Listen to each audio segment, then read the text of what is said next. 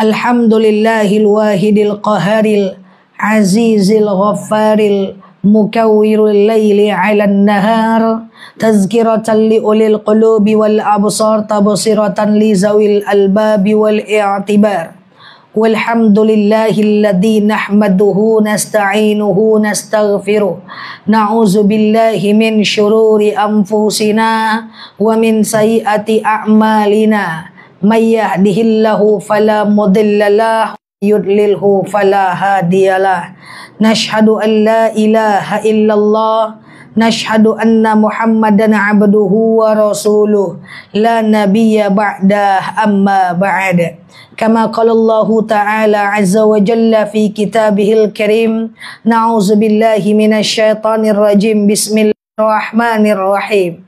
Ya ayyatuhan nafsul mutmainnah irji'i ila rabbiki radiyatan mardiyah fadkhuli fi ibadi wadkhuli jannati al-ayah. Wa kama qala nabiyyuna Muhammad ibn Abdillah man salaka tariqan yaltamisu fihi ilman sahalallahu bihi tariqan ilal jannah. Al-hadis sadaqallahul azim. Ibu-ibu yang saya sayangi karena Allah, sebelum kita mulai kajian kita berdoa kepada Allah, semoga siapapun kita yang hadir dalam majelis ini, insya Allah Allah sehatkan badan kita, Allah kuatkan jasad kita, Allah tambah roh keimanan kita, Allah luaskan rezeki kita, Allah angkat segala masalah kita, Allah jauhkan kita dari orang-orang zalim, Allah matikan kita dalam keadaan husnul khatimah. Amin. Allahumma amin. Salatan salaman daimaini mutalazimaini ala nabiyyuna Muhammad ibn Abdillah. Salawat salam kita hadiahkan kepada baginda Nabi. Allahumma salli ala Muhammad wa ala ali Muhammad. Kemarin kita membahas tentang fikih Sya'ban ya. Hari ini kita membahas tentang fikih puasa. Gak usah lama-lama, 30 paling lama 40 menit kita belajar tentang fikih puasa. Jadi saya ambil yang penting-penting aja ya Bu. Kita ambil yang penting-penting aja untuk mengingatkan kembali. Kan tadi Bu bilang lah tua-tua lah lupa kaji. Oke. Yang pertama adalah hukum membatalkan puasa karena berhubungan badan, apa solusinya? Kan begitu kan? Jadi begini ibu-ibu yang saya sayangi karena Allah. Masih ingat apa saja yang membatalkan puasa? Masuknya makanan tenggorokan kerongkongan, ya kan? Yang kedua haid, ya kan? Yang ketiga gila, ya kan? Nah, yang keempat apa? Misalnya dalam kondisi haid gila masuknya sesuatu ke tenggorokan dan kerongkongan, murtad, ya itu batal. Tapi ada beberapa kalau kita batal puasanya karena haid, menggantinya sebanyak hari yang ditinggalkan aja. Tapi kalau kita membatalkan puasanya itu karena kita sakit, fa'iddatan min ayyamin ukhra, ganti sebanyak hari yang ditinggalkan saja. Kalau kita musafir, kita nggak sanggup berpuasa, maka kita ganti sebanyak hari yang berpuasa saja gitu. Tapi ini beda kalau kita membatalkan puasanya karena berhubungan badan. Nah, kita jelaskan. Perhubungan badan itu, maaf, kalau sekadar mencium sampai tak keluar mani, itu tidak membatalkan puasa. Tapi kalau dia sampai keluar mani atau minta maaf, mengeluarkannya dengan sengaja, ibu yang paling ngerti maksudnya apa, maka dia mutlak batal. Tapi mutlaknya batal, orang yang mengeluarkan maninya dengan sengaja, atau dia berhubungan badan, itu nggak sama dengan orang yang sakit. Orang sakit tadi mengganti puasa 1 hari selama dia sakit. Orang haid mengganti puasa sebanyak puasa yang dia tinggalkan. Orang musafir mengganti puasa sebanyak puasa yang dia tinggalkan. Orang yang muntah dengan sengaja mengganti puasa sebanyak puasa yang dia tinggalkan. Tapi khusus untuk orang yang berhubungan badan, sampai keluarnya mani, atau orang yang mengeluarkan mani dengan sendirinya, dengan sengaja di siang Ramadan, maka hukum bagi mereka itu berbeda. Apa hukumnya? Yang pertama, dia harus memerdekakan hamba sahaya. Suatu ketika ada seorang sahabat bertanya dan mengaku kepada baginda Nabi, "Ya Rasulullah, aku itu macam berhubungan badan. Apa yang harus aku lakukan?" Maka Rasul berkata, pilihan pertama adalah kamu harus memerdekakan budak. Masalahnya nggak ada budak zaman sekarang. Kalau zaman dulu kan udah ada budak. Saya cepat kali nggak? Iya, astagfirullahaladzim. Cepat ya. Ya udah, kalau seandainya slow motion ya. Tapi sampai sini paham Kak? Sampai sini paham ya, cuma kecepatan ya. Oke.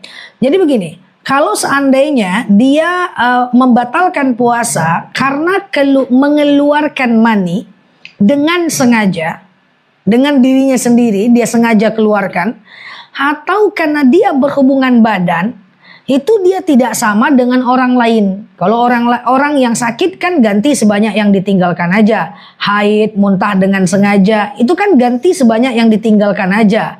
Tetapi orang yang berhubungan badan atau mengeluarkan mani, ada beberapa kafarat atas dia.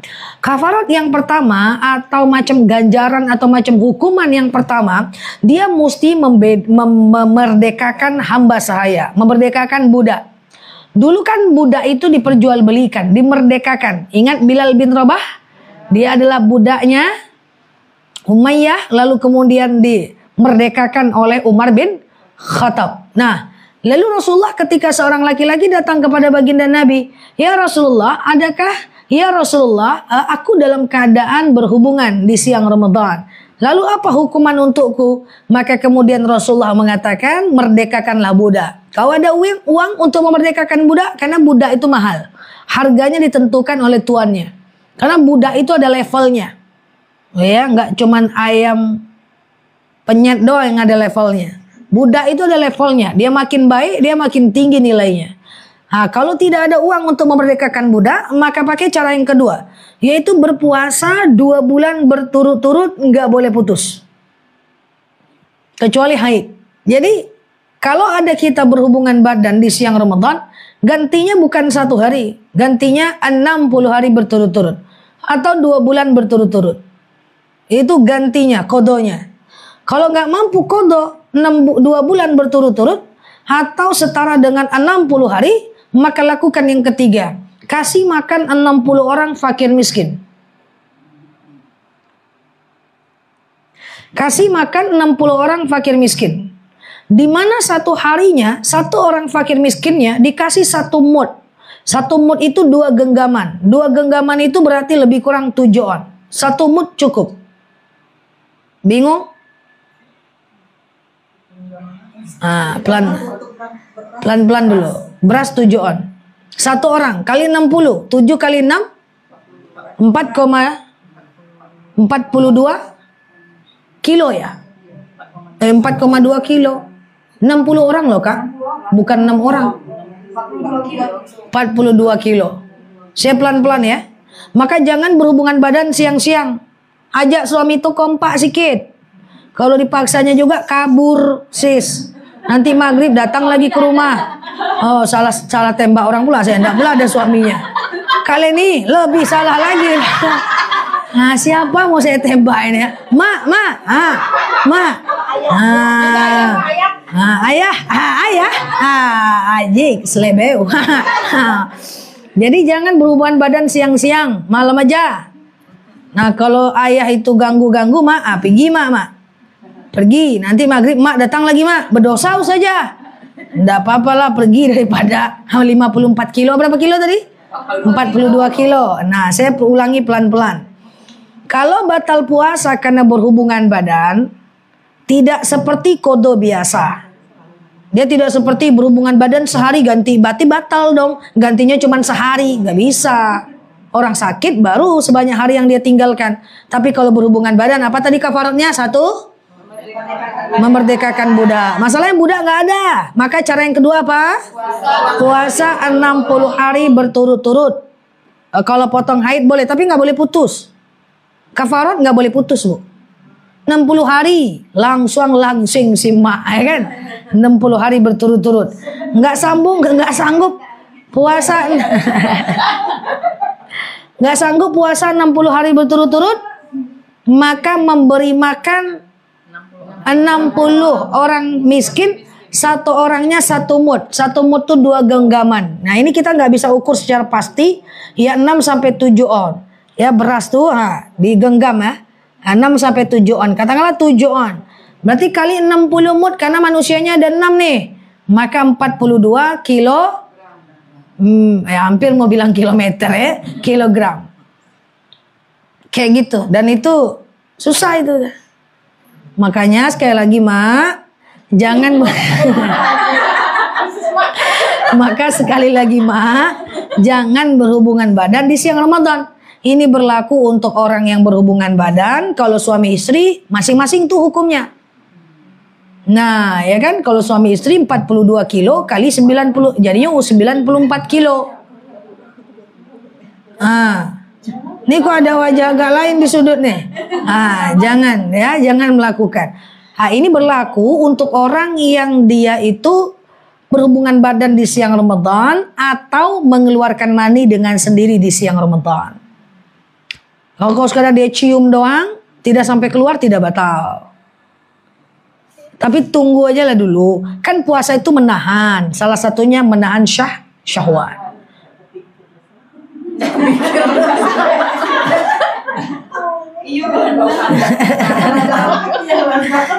Tapi kalau karena musafir nggak kuat puasa berapa hari? Sebanyak hari yang ditinggalkan. Kalau batal karena haid, sebanyak hari yang ditinggalkan. Kalau batal karena sakit, sebanyak hari yang ditinggalkan. Kalau batal karena gila, nggak usah ganti karena udah gila seterusnya. Kalau batal karena berhubungan badan kayak tadi. Jadi jangan main-main di siang Ramadan. Hal itu berlaku juga bagi puasa yang statusnya wajib. Ya, jadi hati-hati, makanya kalau bisa nikah tuh setelah Syawal. Banyak orang suka nikah di bulan Sya'ban. Iya kan? Apalagi iman ndak kuat pula, ya kan, susah menahan kayak gitu. Ya, berikan ke fakir atau miskin tuh tadi berasnya.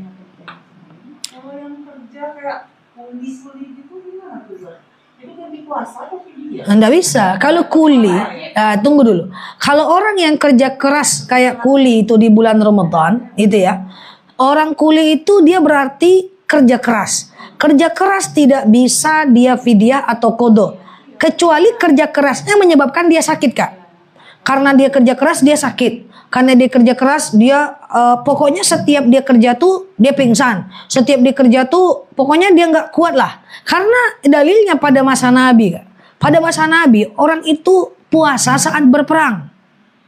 Tetap Rasulullah nggak boleh izinkan batal. Perang tuh mana lebih kuat dibanding kuli. Bahkan saat sholat pun mereka, saat perang pun mereka sholat. Ada dua shaf. Shaf yang pertama sholat, jam yang belakang jaga. Sholat yang belakang, yang depan jaga musuh.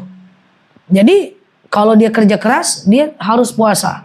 Kecuali kalau sampai menyebabkan sakit pada dirinya. Sakit itu yang menyebabkan dia boleh mengganti di hari berikutnya dengan faidah min ayyamin ukhra. Dengan ganti puasa. Nah, masih berani berhubungan badan, Karin? Enggak pernah dosa. Tapi kalau maaf izin keluarnya mani karena dia mimpi, itu tidak batal. Karena itu qadarullah given by Allah. Kalau mazi itu mazi bukan Keputihan. bukan terangsang, tapi kalau dia Ya, kalau sampai keluar. Kalau maaf karena rangsangan, kalau nggak sengaja. Karena rangsangan keluar batal, Kak. ada karena rangsangan tapi dia tidak terangsang. Tapi nggak keluar. Kalau keluar batal. Kalau keluar batal. Apalagi dengan sengaja dia kena tadi, Kak. Oke, selanjutnya yang kedua. Nah, yang kedua ini berbeda pendapat tapi ada pendapat jumhur ulama. Ketika dia membatalkan puasa karena pengen batal aja. Jadi ceritanya nih, Kak, batalnya itu dengan sengaja. Coba kita ulang biar nggak salah paham. Tadi kalau batalnya karena sakit kan sebanyak hari yang ditinggalkan. Kalau karena haid sebanyak hari yang ditinggalkan. Kalau karena musafir gantinya sebanyak hari yang ditinggalkan. Kalau karena berhubungan badan atau mengeluarkan mani dengan sengaja 60 hari berturut-turut. Nggak bisa sebanyak hari yang ditinggalkan. Hal itu senada dengan kalau seandainya dia membatalkan puasa dengan sengaja. Imam Syafi'i, Hambali, Hanafi, Maliki, jumhur itu sepakat mengatakan persis kayak tadi orang yang berhubungan badan, tapi mereka mengurangi, ada yang bilang cuma 30 hari saja. Jadi intinya jangan batal puasa dengan sengaja, kecuali karena sakit.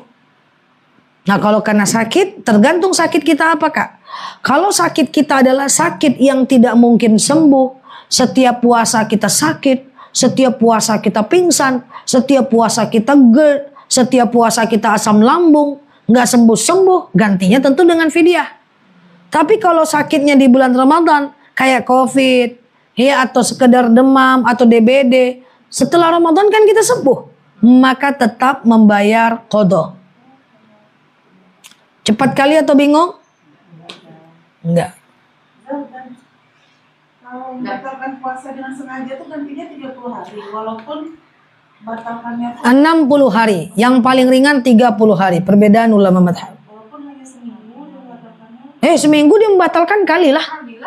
Itu sehari Kak.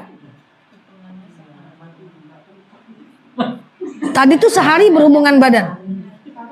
Tapi kalau berhubungannya 2 kali, tetap kali 1 kalau 1 hari. Nah, jangan pula dibilang hajar aja saja. Jangan ya. Berat ya?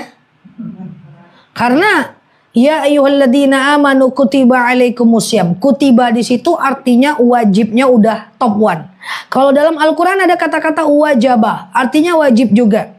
Alaika itu kadang-kadang sunnah, kadang-kadang wajib. Tapi kalau udah kutiba, itu status hukumnya sudah wajibnya itu wajib top 1. Jadi akan ada resiko kalau kita tidak melakukan. Itulah kafarat. Puasa berhubungan badan 60 hari berturut-turut. Dan ingat, kafarat itu nggak boleh putus puasanya kecuali haid atau sakit. Contoh, kafarat nazar. Ibu pernah bernazar, misalnya saya kalau lulus PNS ngasih makan anak yatim. Misalnya 20 orang. Kita lupa nazar kita itu. Aku pernah nazar tapi aku lupa. Maka kena kafarat juga. Kafarat memberi makan 10 orang fakir miskin. Kalau tadi berhubungan badan kan 60 ya. Kalau 10 orang fakir miskin, dihitung 1 mud 1 orang. Atau puasa kafarat 3 hari berturut-turut. Nggak boleh putus itu. Sengaja aku puasa kafarat, wajib atasku karena Allah. Nah itu dia kafarat. Tapi kafarat itu hukuman tidak pada semua ibadah. Hanya beberapa ibadah yang dilanggar dan biasanya ibadah wajib. Jadi nggak semua kita gosipin orang kafarat, nggak kayak gitu. Ya kita gibahin orang kafarat, kita punya dosa di masa lalu nggak jelas kafarat, nggak kayak gitu. Kafarat itu ada dosa-dosa tertentu yang sangat dianjurkan kita kafarat. Misalnya kita di Mekah kayak gitu ya. Nah, kita terjadi pelanggaran ihram. Nantilah kapan-kapan khusus kita bahas si kafarat ini ya. Nah, ya. Karena banyak orang salah paham nih, semua dikafaratkan. Kita harus sholat kafarat, kita harus sholat kafarat. Enggak. Kafarat itu hanya pada beberapa ibadah saja. Dan itu ada babnya, bab kafarat. Enggak semua. Di antaranya kita udah dapat 2 hari ini kan. Satu adalah kafarat untuk orang yang berhubungan badan di siang Ramadan atau mengeluarkan mani dengan sendirinya. Puasanya 60 hari berturut-turut, atau memerdekakan budak, atau memberi makan 60 orang fakir miskin. Yang kedua adalah kafarat orang yang sengaja tidak berpuasa. Sengaja pokoknya dia nggak puasa, dia kena kafarat puasa 60 hari berturut-turut dan memberi makan 60 orang fakir miskin sebanyak 7 on 1 manusia. Berarti kali 60 berarti 42 kilogram. Itu sehari Kak kalau dia nggak puasa. Kalau dia nggak puasa 2 hari kali 2.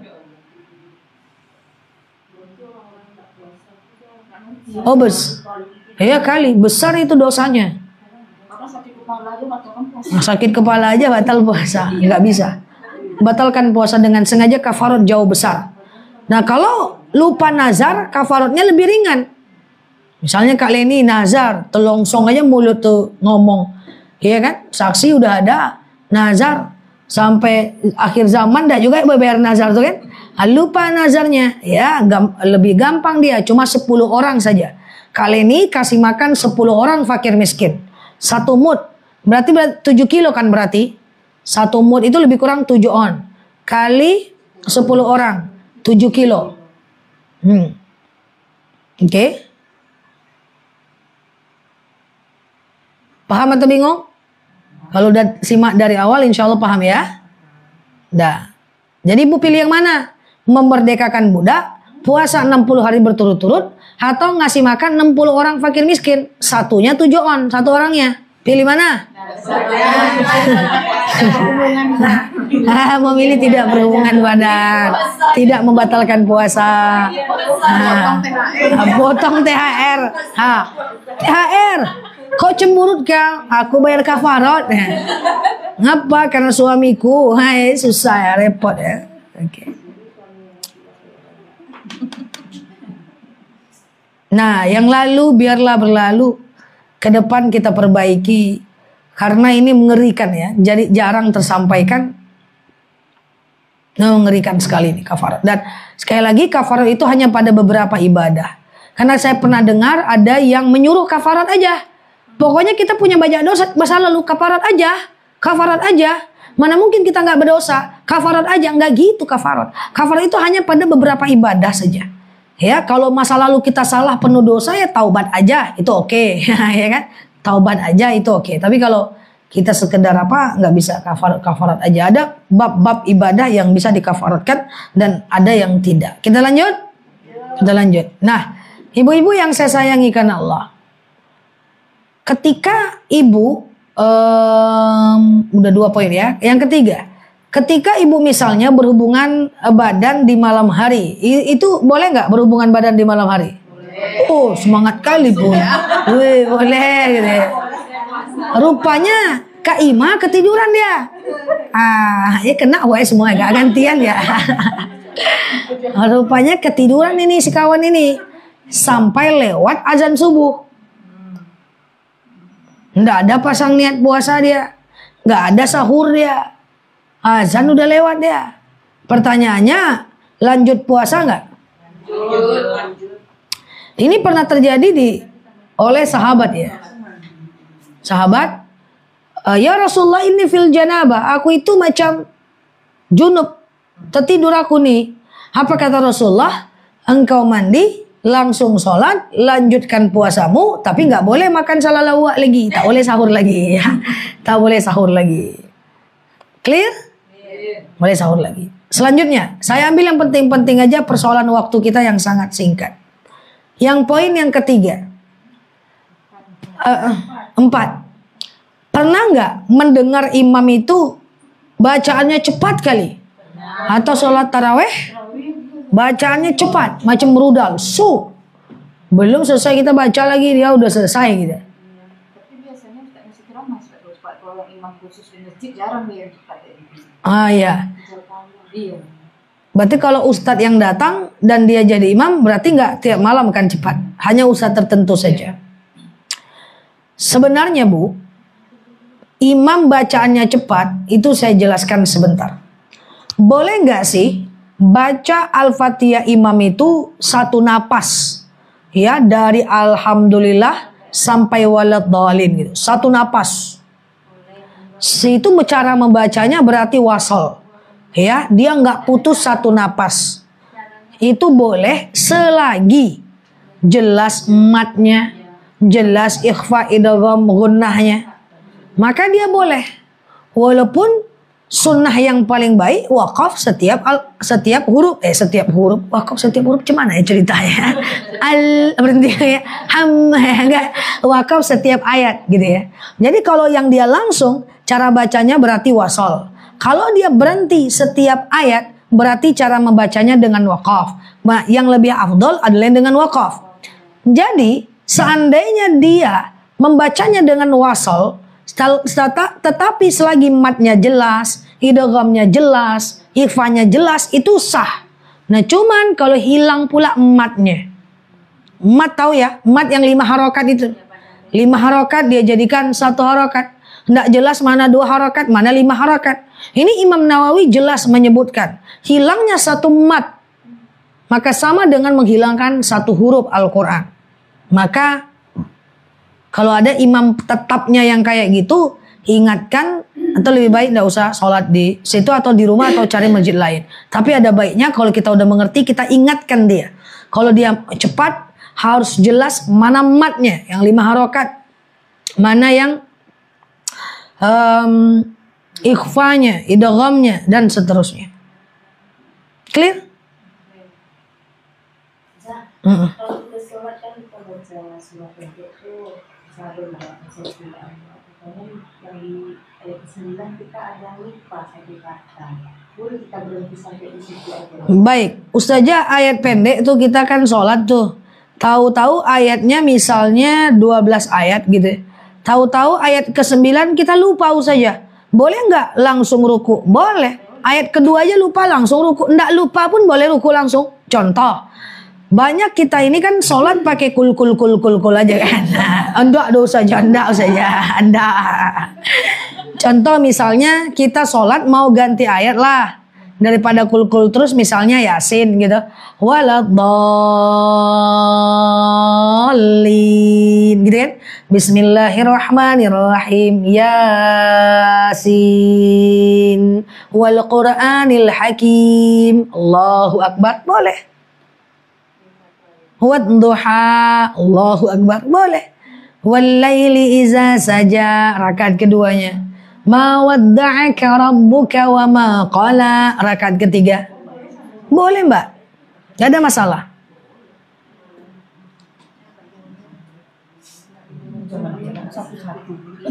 Tapi ini praktekkan pula nanti repot. Kok macam rudal sholat wadduha saja. Lebih parah non ya. Ini maksudnya saya menjelaskan itu boleh. Tapi bukan rekomendasi. Rekomendasi kita tetap yang benar semaksimalnya untuk Allah gitu. Clear?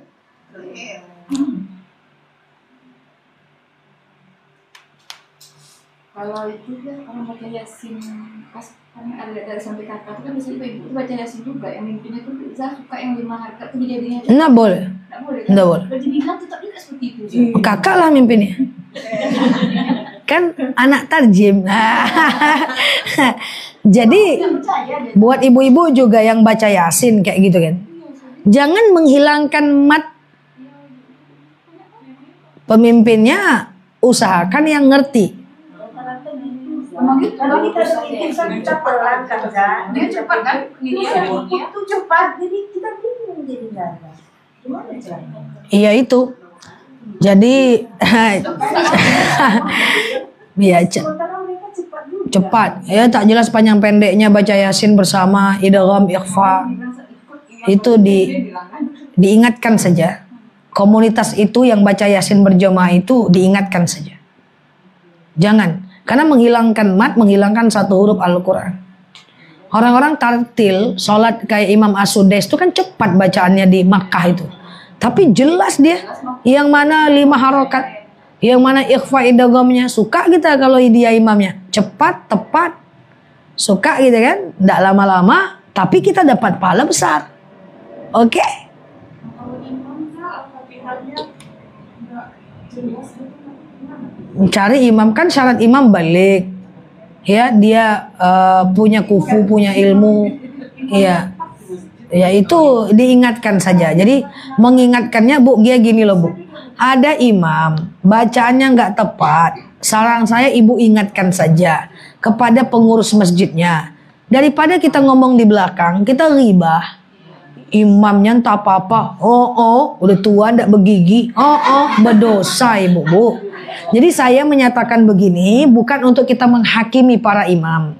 Tapi kalau seandainya ada imam yang kurang tepat, tidak memenuhi kaidah dan standar, kita ingatkan saja.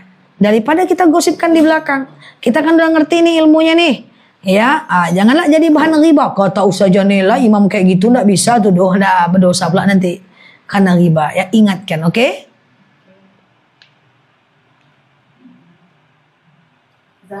Ini kadang imam nih cepat dia, kita galau. Lambat dia, tapu apu imam lambe mana. Salah juga, iya kan? Kenapa yang diganti itu sebanyak 60 hari dan 60 fakir miskin? Karena hadis Rasulullah berdasarkan seorang sahabat yang bertanya kepada baginda Nabi. Iya, betul. Rasulullah mengatakan demikian. Mampukah kau memerdekakan budak? Tidak ya Rasulullah. Mampukah engkau puasa 60 hari berturut? Tidak ya Rasulullah. Mampukah engkau memberi makan seluruh 60 orang? Bisa ya Rasulullah. Tapi berangsur, boleh. Ya. Kenapa angka itu? Karena langsung dari baginda Nabi muncul. Dia kan pertanyaan seorang sahabat kepada baginda Nabi bisa dijadikan sebagai istinbat hukum. Ya, sumber hukum. Contoh, seorang sahabat bertanya kepada baginda Nabi, "Ya Rasulullah, asy'urut mata. Aku selalu merasa kentut." Jadi setiap sholat aku merasa kentut. Itu berdasar dari pertanyaan sahabat juga. Apa kata Rasulullah? Bukanlah kentut namanya hatta yasma' sautan aw yajida riha, sampai kau dengar bunyinya atau kau cium baunya.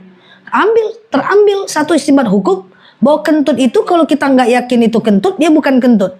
Kalau kita yakin itu kentut, maka kentut ya. Nah, itu maksudnya. Ya. Clear ya? Apa lagi? Belum ya, nomor berapa lagi ya? Nomor 5 ya? Nomor 5. Saya mau mengingatkan saja kepada kita semua. Yang pertama tadi, kafarat untuk orang berhubungan badan atau mengeluarkan mani dengan sendirinya. Yang kedua, kafarat untuk orang yang mengganti yang berpuasa dan membatalkannya dengan sengaja. Yang ketiga, berhubungan badan di malam hari ketiduran. Oke, apa boleh mandi, boleh puasa atau tidak? Yang keempat, sholat berjemaah satu napas. Yang kelima, saya ambil yang penting-penting aja.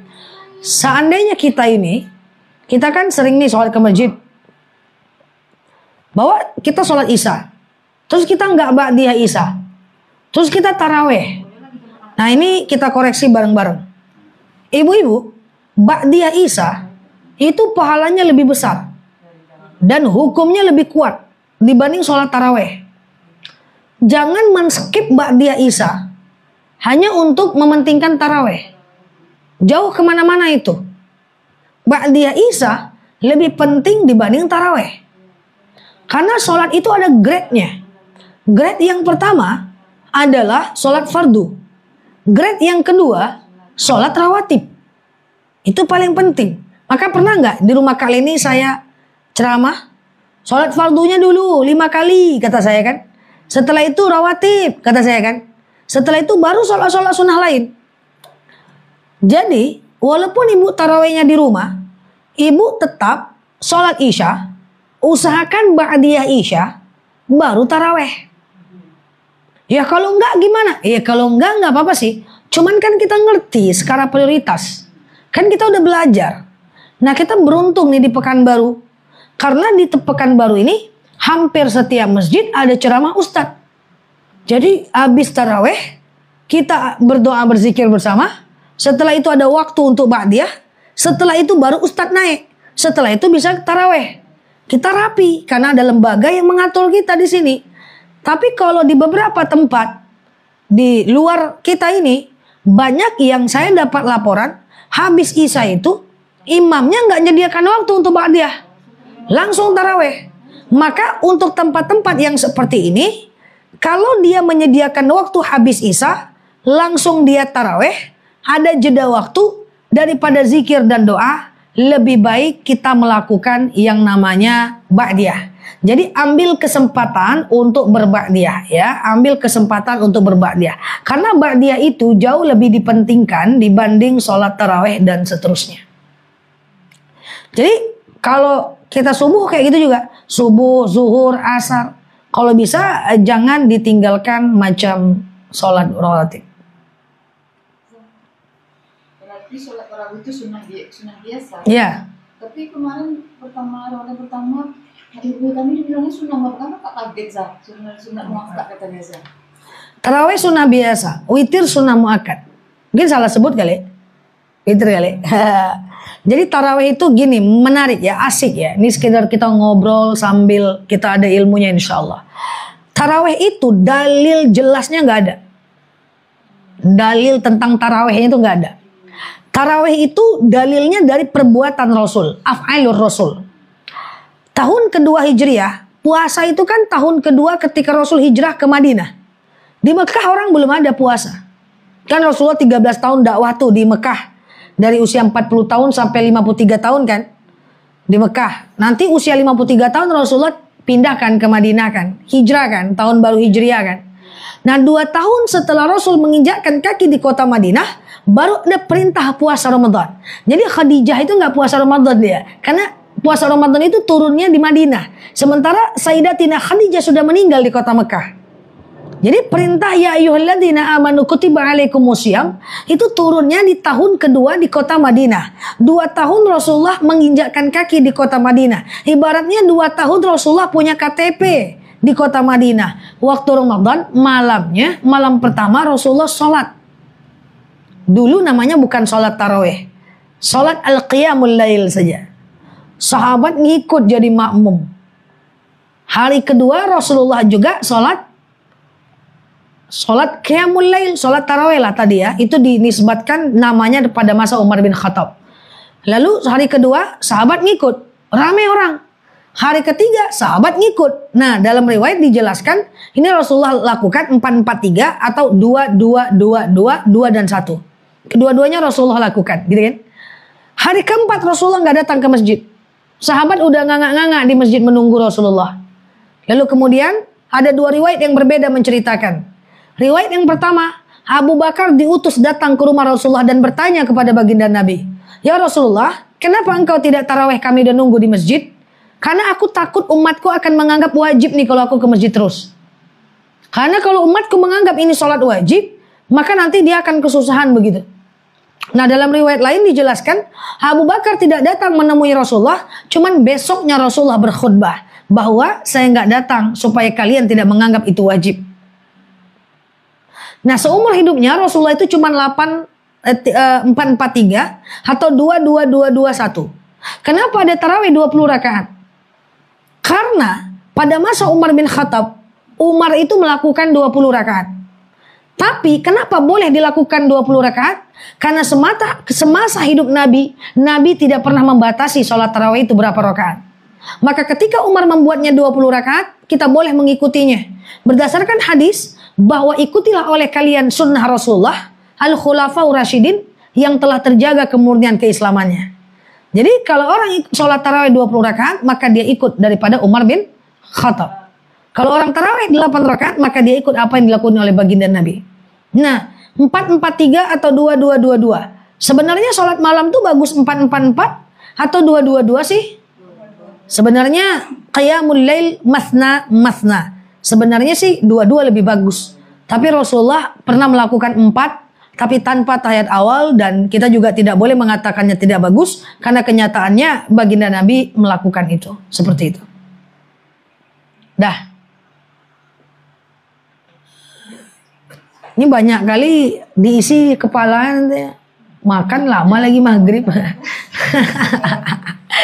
Gitu ya.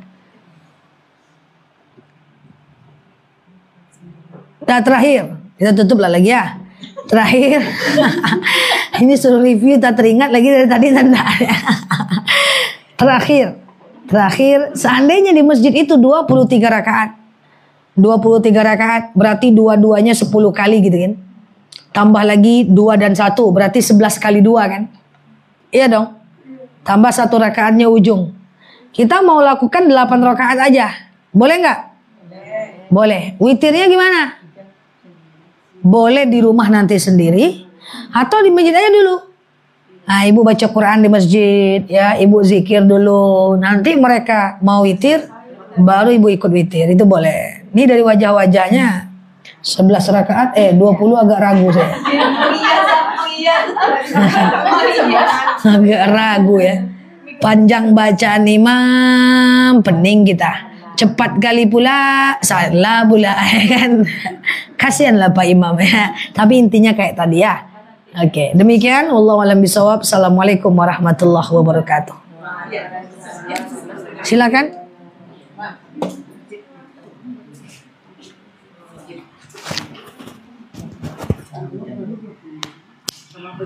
Kali ini Oke, maaf. Itu dikatakan bawah lagi. Astaghfirullahaladzim. Ala hadziniyah al-Fatihah. Na'udzubillahi minasyaitonir rajim. Bismillahirrahmanirrahim. Alhamdulillahirabbil alamin wassalatu wassalamu ala asrafil anbiya'i wal mursalin wa ala alihi washabbihi rasulillahi ajma'in. Allahumma ighfir lana dzunubana wa liwalidayya warhamhuma kama rabbayana shaghira.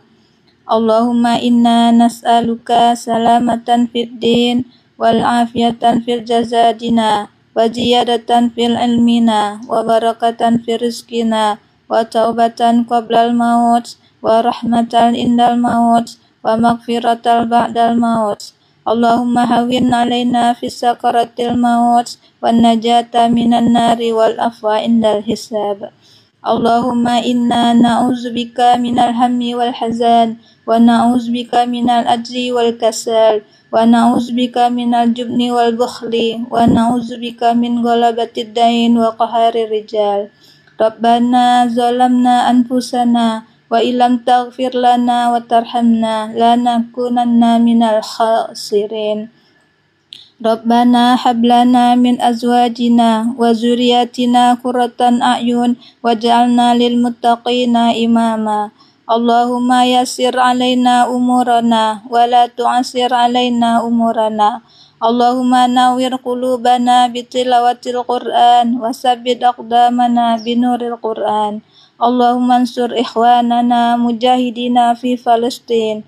Rabbana atina fid dunya hasanah wa fil akhirati hasanah wa qina azabannar. Wa sallallahu alaihi wasallam. Subhanahu rabbika rabbil izzati amma yasifun wa salamun alal mursalin walhamdulillahi rabbil alamin.